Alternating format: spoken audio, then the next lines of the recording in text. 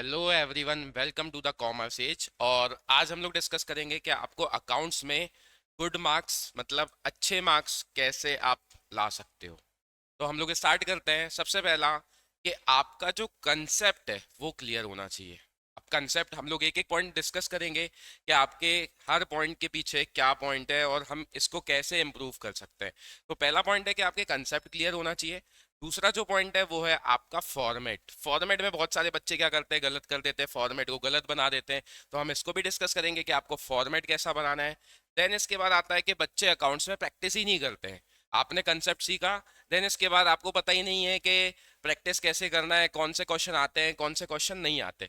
Then इसके बाद मैंने देखा है बहुत सारे बच्चों को ऑब्जर्व करा है कि बच्चे प्रेजेंटेशन नहीं कर पाते कि कैलकुलेशन आई तो आई कैसे। तो हम लोग डिस्कस करते हैं। सबसे पहले बात करते हैं कंसेप्ट। तो बहुत सारे बच्चे जो हैं वो अकाउंट्स को कैसे पढ़ते हैं। अकाउंट्स को ऐसे पढ़ा, बच्चों ने एक अकाउंट बनाया। अकाउंट बनाने के बाद आपको देखा जो भी टीचर से आप पढ़ रहे हैं, टीचर ने आपको बोला कि ये डेबिट साइड है, ये क्रेडिट साइड है। अब कोई भी एक एंट्री है जो आपको डेबिट साइड लिखनी है, आपने लिख ली और इसके बाद आपने मान लिया कि हाँ ये डेबिट में ही आती है। बट आपका क्वेश्चन होना चाहिए कि ये डेबिट में आई तो डेबिट में आई क्या है, इसका रीजन क्या है। तो बहुत सारे बच्चे ये कंसेप्ट में प्रॉब्लम क्रिएट करते हैं। तो सबसे पहले आपको क्या करना है, आपको रटना नहीं है कि ये डेबिट आ रहा है तो डेबिट में ही लिखना है, या क्रेडिट आ रहा है क्रेडिट में ही लिखना है। आपको सबसे पहले समझना है कि ये डेबिट आया है तो क्यों आया है।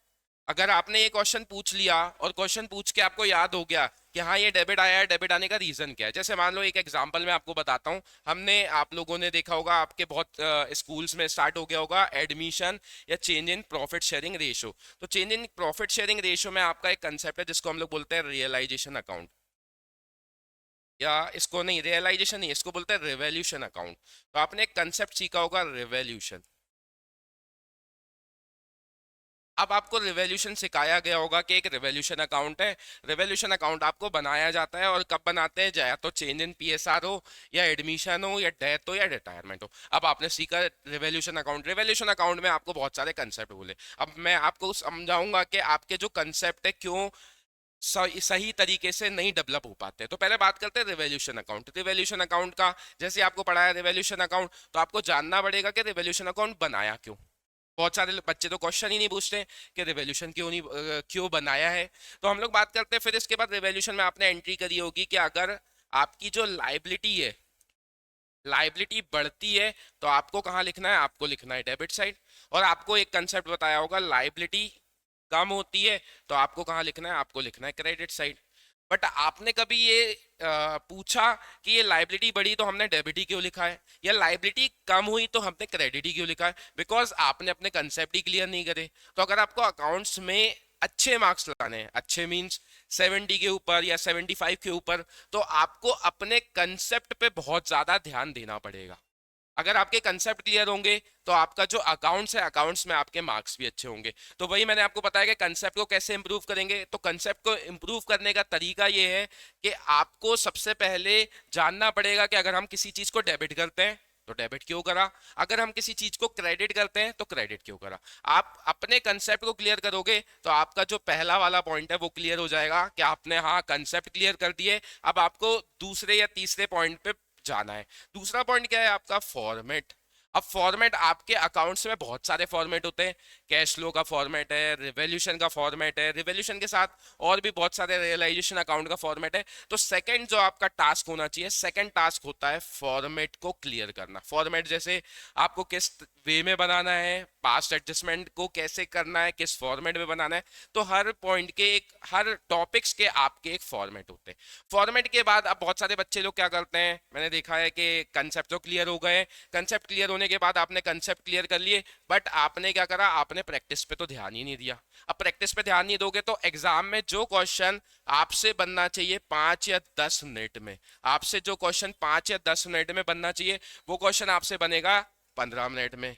अब आप मुझे बताओ, क्या 15 मिनट में क्वेश्चन बन रहा है तो क्या 15 मिनट में आपका टाइम मैनेजमेंट हो पा रहा है? नहीं। आप क्या करोगे, एंड में जब आप एग्जाम सेंटर से बाहर निकलोगे, आप क्या बोलोगे, यार मेरा एक क्वेश्चन छूट गया जो 6 मार्क्स का था। अब वो क्वेश्चन क्यों छूटा? बिकॉज आपने क्या करा, आपने सबसे मेन गलती करी है जो है प्रैक्टिस। अब प्रैक्टिस कैसे, आप रोज 5 क्वेश्चन या 6 क्वेश्चन आप प्रैक्टिस के लिए कर सकते हो। बट क्या करोगे, आप एक दिन करोगे, 2 दिन छोड़ दोगे।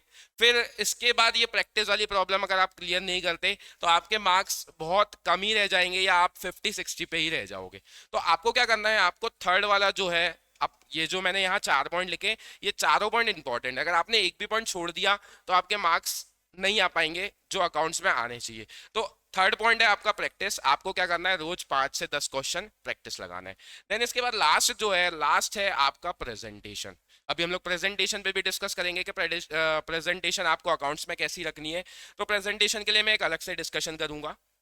ये है आपका प्रेजेंटेशन।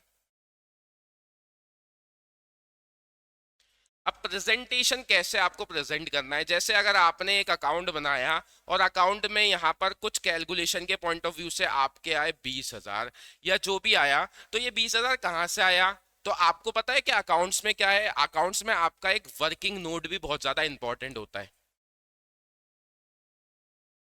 वर्किंग नोट, बहुत सारे बच्चे क्या करते हैं, वर्किंग नोट बनाते ही नहीं है। कभी कभी आपने देखा होगा सीबीएसई आपको वर्किंग नोट के भी मार्क्स देती है, बट आप वर्किंग नोट बनाओगे नहीं तो पता कैसे चलेगा ये 20,000 या 2,000 आया तो आया कैसे? क्या पता आपने पीछे वाले की कॉपी से देख के लिखा हो, पीछे वाले की कॉपी से आपने देखा हो कि हाँ 20,000 है तो मैं भी 20,000 लिख देता हूँ, बट वो तो वर्किंग नोट बनाया है ना उसने, और उसने बनाया है तो क्या उसको तो मार्क्स मिल जाएंगे वर्किंग नोट के, बट आपको नहीं मिलेंगे। तो मैंने अभी आपको डिस्कस करा कि हाँ कि आपके ये 4 पॉइंट है, ये 4 पॉइंट अगर आप क्लियर कर लोगे ना तो आपके अकाउंट्स में जो मार्क्स है ना वो कम आ ही नहीं सकते। अगर आप ये 4 पॉइंट क्लियर कर लो तो सबसे पहला पॉइंट है कंसेप्ट, आप कंसेप्ट क्लियर करो। कंसेप्ट कैसे क्लियर करना है वो मैंने आपको बताया है कि कंसेप्ट में आपको देखना है कि डेबिट हुआ तो डेबिट हुआ क्यों। फिर इसके बाद फॉर्मेट, फॉर्मेट पे थोड़ा ध्यान दो। फॉर्मेट पे ध्यान देने के बाद प्रैक्टिस, प्रैक्टिस तो बहुत ही ज्यादा इंपॉर्टेंट है। अगर आपने प्रैक्टिस करी तो आपके अच्छे मार्क्स आ सकते हैं, बट अगर आपने प्रैक्टिस वाला पॉइंट ही हटा दिया, आप सोचोगे कि मैं कंसेप्ट कंसेप्ट कर लेता हूं, तो जो बच्चे बस कंसेप्ट सीखते हैं और प्रैक्टिस नहीं करते तो उनके मार्क्स ऐसे कोई ज्यादा आ ही नहीं पाते। इसके बाद बात करते हैं प्रैक्टिस के बाद प्रेजेंटेशन। प्रेजेंटेशन में मैंने आपको बताया है कि प्रेजेंटेशन में क्या करना है, प्रेजेंटेशन में आपको वर्किंग नोट्स पे ज्यादा ध्यान देना है। अब वर्किंग नोट कैसे बनेंगे, जैसे हम लोग क्वेश्चन सॉल्व करते जाएंगे वैसे आपको पता चलता जाएगा कि एक वर्किंग नोट कैसे बनाना है। तो इस वीडियो को हम यहीं एंड करते हैं, जुड़े रहिए कॉमर्स एज से। Thank you.